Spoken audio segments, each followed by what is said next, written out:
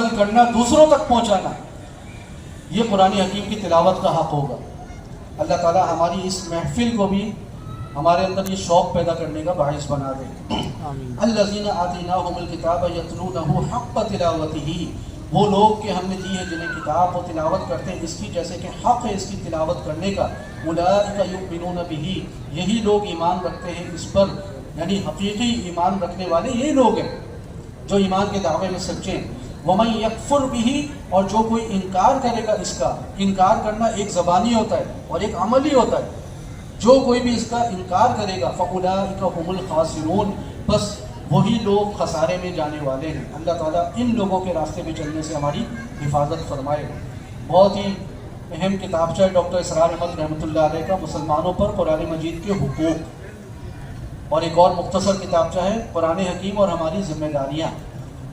یہاں پہ قرآن کے حقوق کے حوالے سے ان کتابچوں میں تفصیلی دل سے ایمان رکھنا، نمبر 2 اس کو پڑھنا ضروری ہے، نمبر 3 اس کو سمجھنا، نمبر 4 اس کے اوپر عمل کرنا، اور نمبر 5 اس کی دعوت دوسروں تک پہنچانا، دوسروں تک اس کا پیغام پہنچانا۔ ہر مسلمان کے اوپر قرآن کے 5 حقوق ہیں۔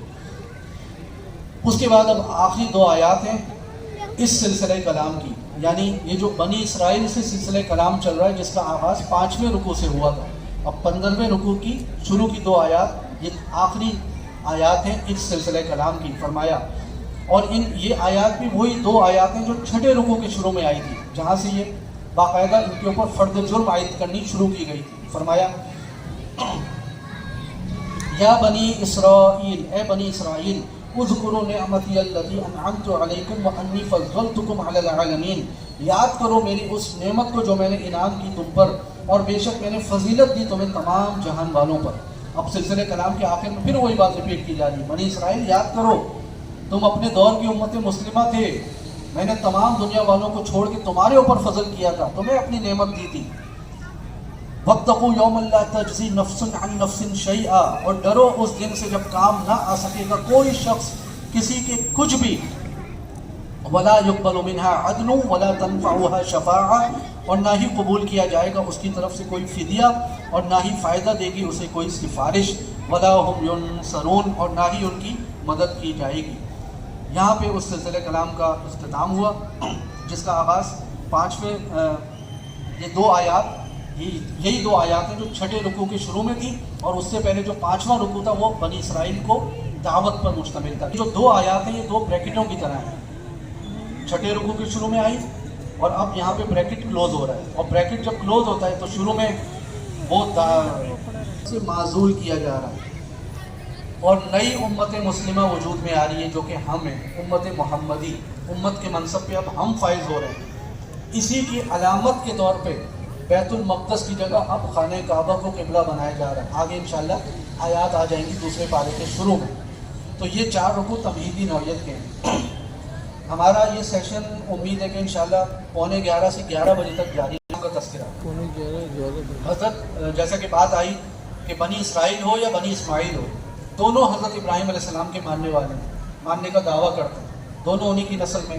یہاں تک کہ مشرکین مکہ، ان کے پاس کوئی آسمانی شریعت نہیں تھی، کتاب نہیں تھی، بت پرست تھے، لیکن وہ بھی بنی حضرت ابراہیم علیہ السلام سے اپنی نسبت جوڑتے تھے، کہتے تھے کہ ہم ابراہیم علیہ السلام کی نسل میں سے، کیونکہ بہرحال بنی اسماعیل وہی تھے، نبی کریم صلی اللہ علیہ وسلم کا تعلق ان سے تھا، لیکن حضرت اسماعیل علیہ السلام کے بعد سے ان میں کوئی نبی نہیں آیا تھا۔ 2500 سال کم و بیش کا عرصہ گزر گیا، کوئی نبی ان میں نہیں آیا، نبوت چلی بنی اسرائیل میں۔ تو اس وجہ سے یہ لوگ آسمانی کتابوں کے تصور سے اتنے آشنا نہیں تھے۔ تو ان سب کے لیے، ان تینوں گروہوں کے لیے، یہود، نصارہ، مشرکین مکہ، ان تینوں گروہوں کے لیے حضرت ابراہیم علیہ السلام کو بطور معیار پیش کیا جا رہا ہے کہ دعویٰ تو کرتے ہو ابراہیم علیہ السلام سے نسبت کا، پیروی بھی کرتے ہو ان کی یا نہیں؟ اس سیاق و سباق میں یہ باتیں ہیں۔ فرمایا حضرت ابراہیم علیہ السلام کا تذکرہ، وَإِذِ ابْتَلَىٰ إِبْرَاهِيمَ رَبُّهُ بِكَلِمَاتٍ فَأَتَمَّهُنَّ، اور یاد کرو جب کہ آزمایا ابراہیم علیہ السلام کو ان کے رب نے بڑی بڑی باتوں سے، بس انہوں نے پورا کر دیا ان سب کو۔ یا مختصر سے جملے میں اللہ تعالیٰ نے حضرت ابراہیم علیہ السلام کی پوری داستان حیات بیان فرما دی۔ اللہ فرما رہا ہے ابراہیم علیہ السلام کو جب ان کے رب نے آزمایا بڑی بڑی باتوں میں، افطار کا پڑھا جتنی بھی آزمائشیں آئیں اللہ کا وہ بندہ ہر آزمائش میں ثابت قدم رہا. کچھ زیادہ نہیں یہ ممتحن خود سرٹیفکیٹ دے رہا ہے پہ ہی آپ کے جس نے امتحان لیا کہ حضرت ابراہیم علیہ السلام نے ہر آزمائش پوری. ذرا ایک طائرانہ نگاہ تو ڈالے ابراہیم علیہ السلام کی زندگی پہ. پہلی آزمائش باپ بت پرست تھا لیکن انہوں نے باپ کے دین پہ عمل نہیں کیا, توحید کا علم لے کے کھڑے ہوئے.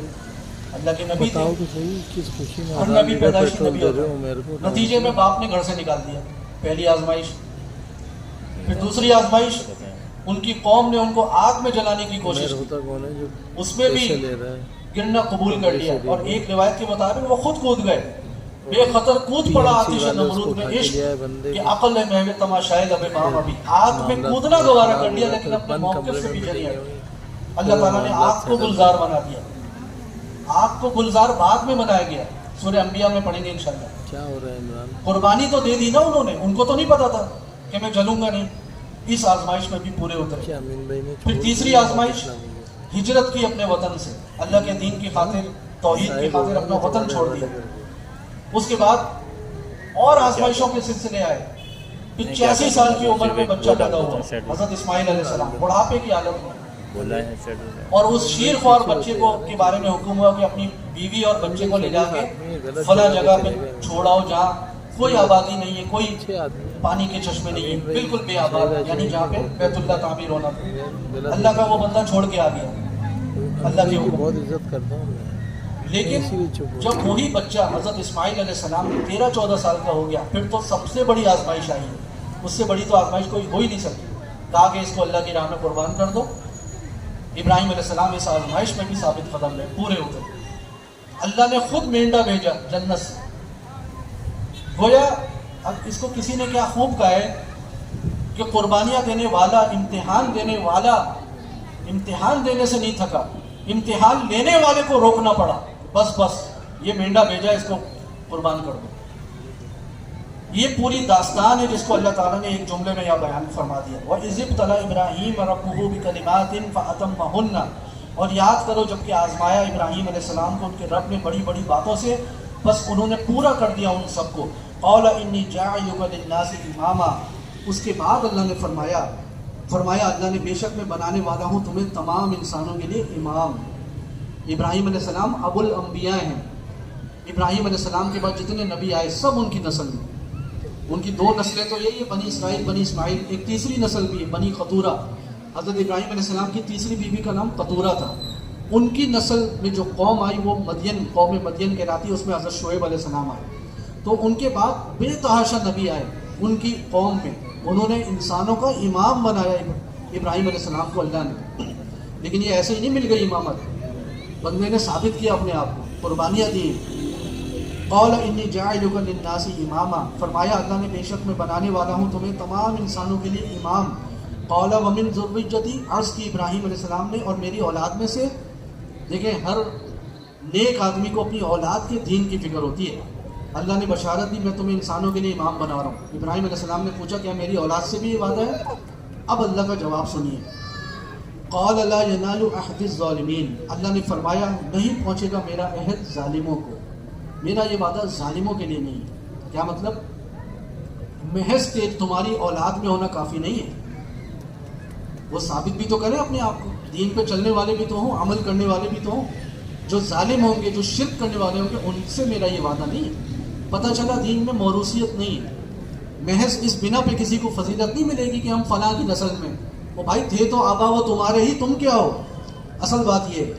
تو اللہ نے فرمایا میرا عہد ظالموں کے متعلق نہیں ہے, یعنی تمہاری نسل میں جو لوگ